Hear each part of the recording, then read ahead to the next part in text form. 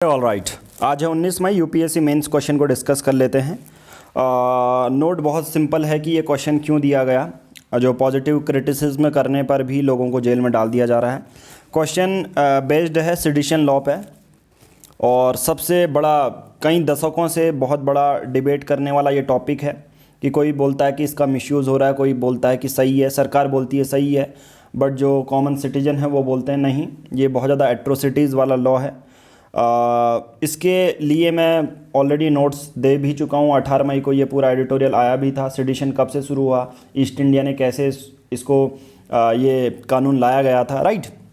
कि सरकार के अगेंस्ट कोई भी पॉलिसी ला रही है तो सरकार ये नहीं चाहती थी उसको क्रिटिसाइज़ किया जाए, इसलिए east India company British government ये लेके आई, राइट। देश में देशद्रोह कानून लंबे समय से बहस का विषय रहा है, विशेषकर इसके दुरुपयोग की चिंताओं को लेकर। इस संदर्भ में क्या आपको लगता है कि कानून को समाप्त करने की आवश्यकता है? विश्लेषण कीजिए।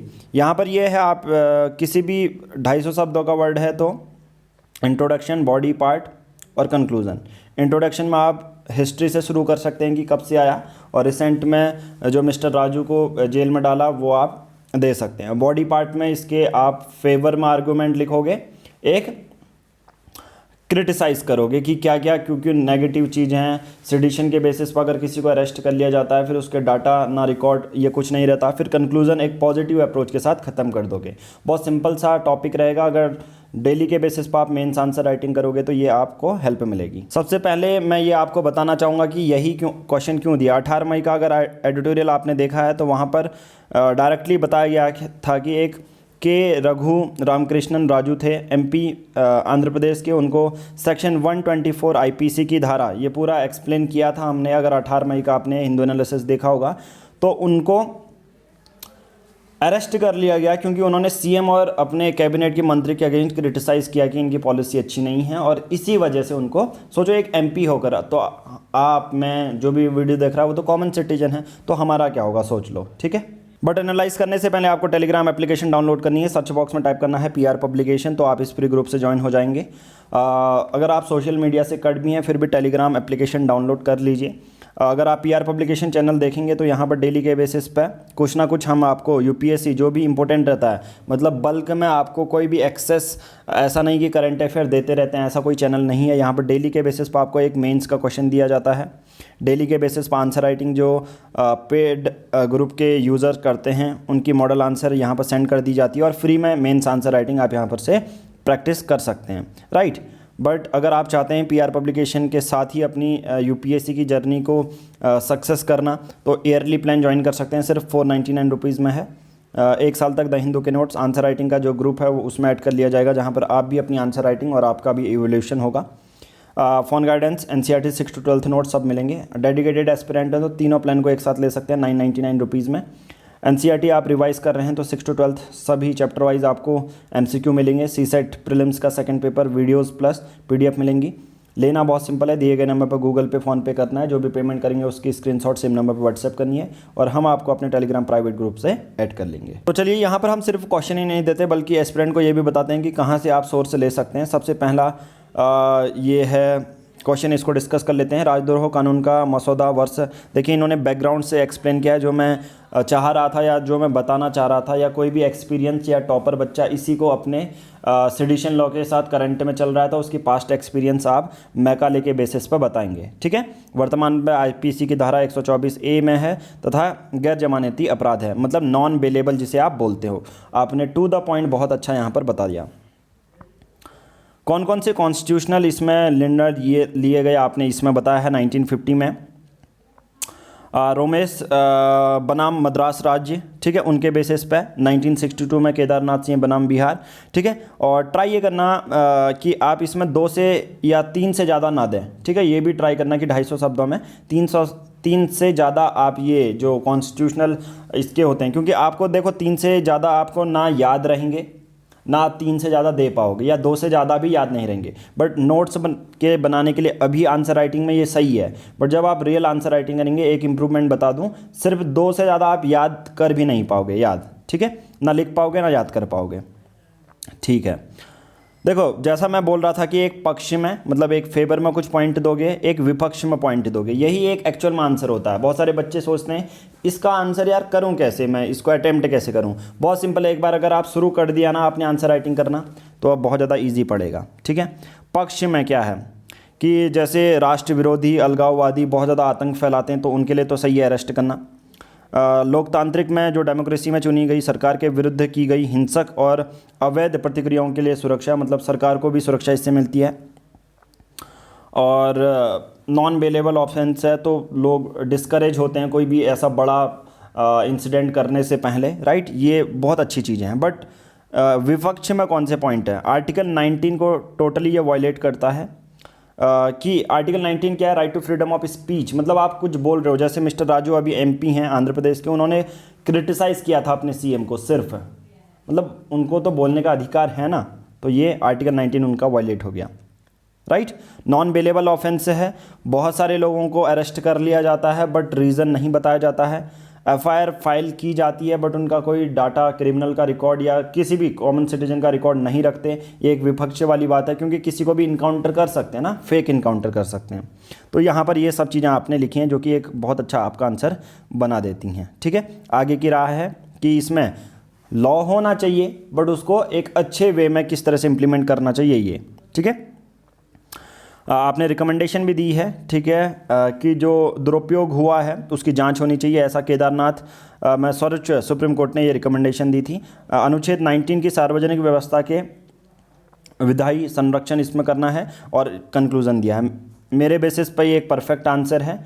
इसमें आपको देखो बहुत सिंपल है। देखो बहुत बार बच्चे कहते हैं नोट्स कैसे बनाना, देखिए सेडिशन लॉ सेक्शन 124 में एक्सप्लेन करा, बट इसके नोट्स इससे नहीं बनाने, इसके नोट्स वैसे बनाने जो हम आपको देंगे। चलिए मैं ये आंसर जो पेड यूज़र नहीं भी है उनके लिए भी शेयर कर दूं ताकि उनको भी हेल्प मिल जाए कुछ। तो मैं यहाँ पर पीआर पब्लिकेशन के फ्री ग्रुप में ये शेयर कर दिया है ताकि आप लोग भी डेली के बेसिस पर बेनिफिट उठा पाएँ। ठीक है, अब देखो, अब एक बार जब मॉडल आंसर मिल जाता है तो जो आंसर राइटिंग कर रहे होते हैं मैं उनको भी बता दूं, एक चीज़ दिखा देता हूं आप लोगों को। देखिए आपने पीआर पब्लिकेशन यूट्यूब चैनल पर जाना है, प्लेलिस्ट पर जाना है। जैसे ही आप नीचे नीचे को करोगे एक यूपीएससी गाइडेंस करके एक प्लेलिस्ट आएगी, आप उसमें क्लिक करेंगे। ठीक है, सभी लोगों के लिए, ठीक है, जो इनिशियल में लिख रहे हैं। देखो ये 4 वीडियोज़ हैं। पहली कनिष्क कटारिया की जो हमने टॉपर की आंसर राइटिंग एनालाइज की और उसके बेसिस पर बताया कि एक आप आंसर राइटिंग कैसे कर सकते हैं। जो पहली बार आज लिख रहे हैं ना, मैं उनके लिए बता रहा हूँ। इन 4 वीडियो को जिसने देखा भी है, इन 4 वीडियो को पहले आप देख लो ताकि आप आंसर राइटिंग अच्छे से कर पाओ। ठीक है, ये आपको यूपीएससी गाइडेंस में मिल जाएंगी, 20-20 मिनट की हैं। और आपको GS1 मान के चलिए, GS1 से लेकर GS4 तक कोई भी ऐसा फिर टॉपिक नहीं रहेगा जिसके बेसिस पर आप आंसर राइटिंग ना कर पाओ। नाउ नेक्स्ट जो कॉपी चेक कर लेते हैं, यहाँ पर यह है sedition law has been matter of debate, इन्होंने इंग्लिश में लिखा है। सबसे पहले चलो इन्होंने इंट्रोडक्शन दिया और इन्होंने इंट्रोडक्शन में डेफिनेशन दे दी कि एक सेडिशन क्या होता है। ठीक है, अब जनरली इन्होंने फिर हिस्टोरिकल बैकग्राउंड दे दिया, ये भी ठीक है, बट ट्राई ये करना कि हिस्टोरिकल बैकग्राउंड थोड़ा सा कम दें आप। ठीक है, कभी भी आप आंसर राइटिंग 250 शब्दों में लिख रही हैं तो हिस्टोरिकल बैकग्राउंड के साथ इंट्रोडक्शन, जो इससे पहले का इंट्रोडक्शन दिया था वो परफेक्ट मैं कहूँगा। इंट्रोडक्शन किसी का गलत नहीं होता, कोई ज़्यादा सही होता है तो कोई कम सही होता है। ठीक है, अगर आप यहाँ पर सेडिशन का यहाँ पर आपने एक डेफिनेशन दे दी, ठीक है, ये भी ठीक है कि डेफिनेशन इंट्रोडक्शन में आप डेफिनेशन दे सकते हो, कोई फैक्ट दे सकते हो, बट ट्राई ये करना कि इंट्रोडक्शन बहुत अच्छा हो। इंट्रोडक्शन या तो बहुत अच्छा होगा या कम अच्छा होगा, गलत नहीं होता इंट्रोडक्शन। ठीक है, हिस्टोरिकल बैकग्राउंड आपने सेडिशन लॉ का दे दिया, ये भी ठीक है अगर आप सेडिशन को एक्सप्लेन करना चाहते हैं।